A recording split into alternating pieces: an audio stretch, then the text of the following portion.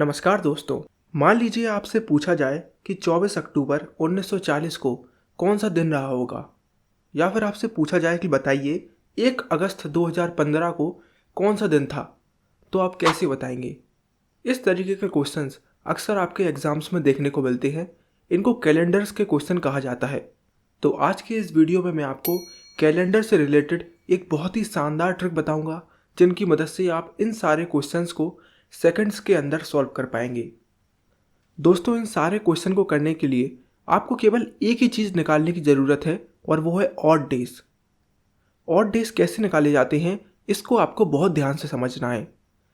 दोस्तों, odd days निकालने के लिए आपको किसी भी महीने में जितने भी दिन हैं उसको 7 से डिवाइड करना होता है, और जो भी आपका रिमाइंडर आएगा उन्हीं को ऑड नंबर ऑफ डेज कहा जाता है।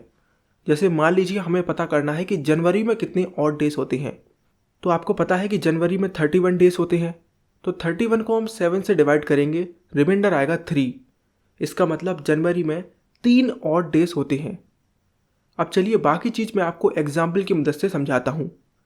दोस्तों, मान लीजिए हमें पता लगाना है 18 मार्च 2018 को कौन सा दिन था, तो मैं कैसे पता लगाऊंगा। देखिए, आपको इस तरीके के क्वेश्चन को हमेशा 2 पार्ट में डिवाइड कर लेना है। सबसे पहला पार्ट होगा, आपको पता लगाना है कि सन 2017 में कितने ऑड डेज थे। देखिए, ऊपर लिखा है 2018, लेकिन आपको उससे 1 साल पहले यानी 2017 में पता करना है कि कितने ऑड डेज थे, राइट। और जो दूसरा पार्ट है वो ये होगा कि आपको पता लगाना है 18 मार्च 2018 तक कितने ऑड डेज थे, यानी सन 2018 के 18 मार्च तक कितने ऑड डेज थे उनको पता लगाना है। तो चलिए सबसे पहले पता लगाते हैं कि 2017 में कितने ऑड डेज थे। इसको मैं कैसे करता हूँ उसको आप ध्यान से देखिएगा। देखिए, सबसे पहले आप 2000 को अलग कर लीजिए और 17 को अलग कर लीजिए, कुछ इस तरीके से, राइट। अब दोस्तों, ये जो 2000 है इसको आपको 400 से डिवाइड करना है। आप 400 से क्यों डिवाइड करेंगे दोस्तों, ये रूल है, आपको हमेशा 2000 या फिर जो भी शताब्दी यहाँ पर आएगी उसको 400 से डिवाइड करना है, राइट। जब आप इसको 400 से डिवाइड करेंगे तो आप देखेंगे कि ये पूरी तरीके से कैंसिल आउट हो जाएगा और इसका रिमाइंडर आएगा 0। अब दोस्तों, यहाँ पर आपको कुछ चीज़ याद रखने की ज़रूरत है।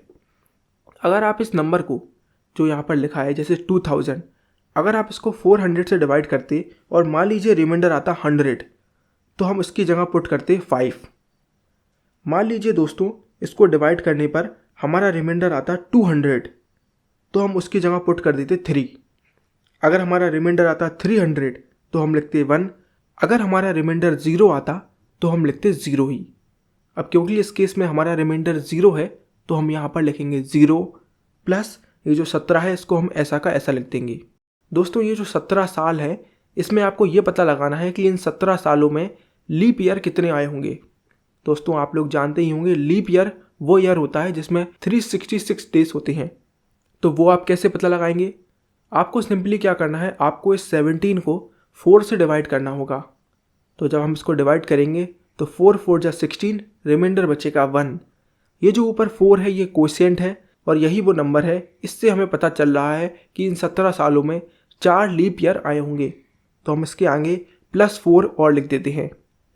अब हम इन तीनों को ऐड कर देंगे तो हमें पता चल जाएगा कि 2017 में कुल मिलाकर 21 ऑड दिन थे, राइट। अब दोस्तों, हम चलते हैं अपने क्वेश्चन के दूसरे पार्ट पर। यहाँ पर हमें ये पता लगाना है कि 18 मार्च तक कितने ऑड डेज आए होंगे। तो सबसे पहले हम लिखेंगे जनवरी, फिर फरवरी। उसके बाद क्योंकि यहाँ पर 18 मार्च लिखा है तो हमें मार्च लिखने की ज़रूरत नहीं है, हम यहाँ पर केवल 18 को लिख देंगे, राइट। अब दोस्तों, मैंने ऑड डेज निकालना आपको शुरुआत में बताया था। आप जानते हैं जनवरी में 31 डेज होते हैं, तो हम उसको 7 से डिवाइड करेंगे, रिमाइंडर आएगा 3। इसका मतलब जनवरी में 3 ऑड डेज होते हैं। दोस्तों, फरवरी में 28 डेज होंगे, तो उसको हम 7 से डिवाइड करेंगे तो रिमाइंडर 0 आएगा, तो हम यहाँ पर 0 लिख देंगे। और इसके आगे 18 को हम वैसे का वैसा लिख देंगे। इसको आपको 7 से डिवाइड करने की ज़रूरत नहीं है।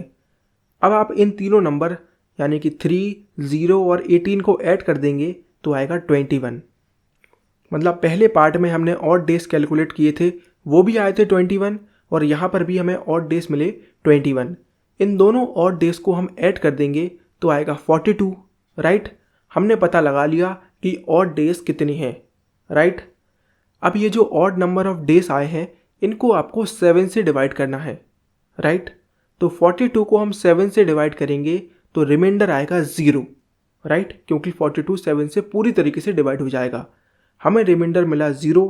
अब दोस्तों आपको यहाँ पर कुछ बातें याद रखनी है। दोस्तों अगर यहाँ पर हमारा रिमाइंडर 1 आता तो इसका मतलब 18 मार्च 2018 को मंडे होता।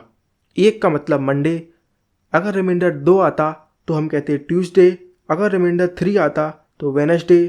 4 मतलब थर्सडे। 5 मतलब फ्राइडे। 6 मतलब सैटरडे और 0 मतलब संडे। क्योंकि यहाँ पर रिमाइंडर 0 है यानी कि 18 मार्च 2018 को संडे रहा होगा।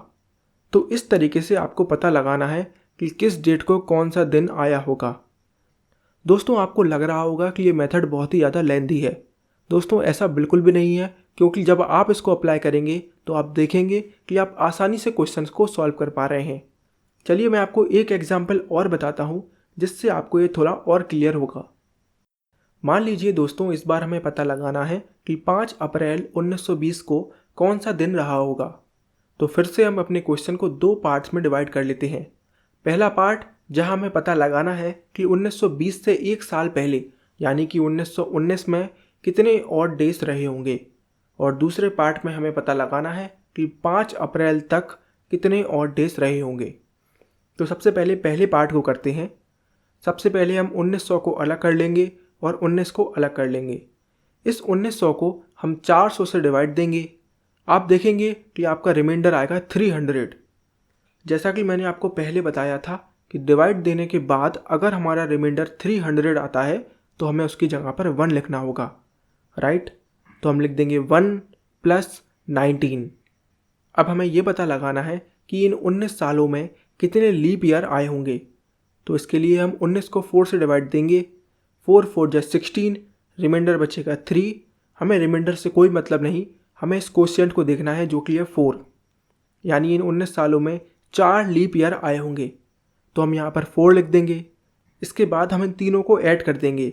1 + 19 + 4 आएगा 24, राइट।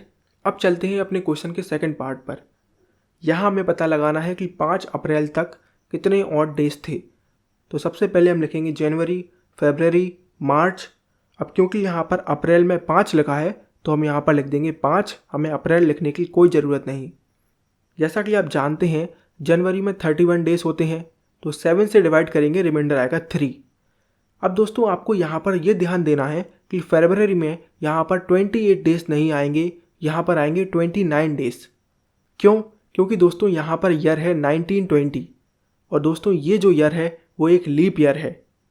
अब आप कहेंगे कि लीप ईयर को कैसे पता लगाते हैं। दोस्तों किसी भी ईयर को अगर आप 4 से डिवाइड करें और वो पूरी तरीके से डिवाइड हो जाए, इसका मतलब वो लीप ईयर होता है।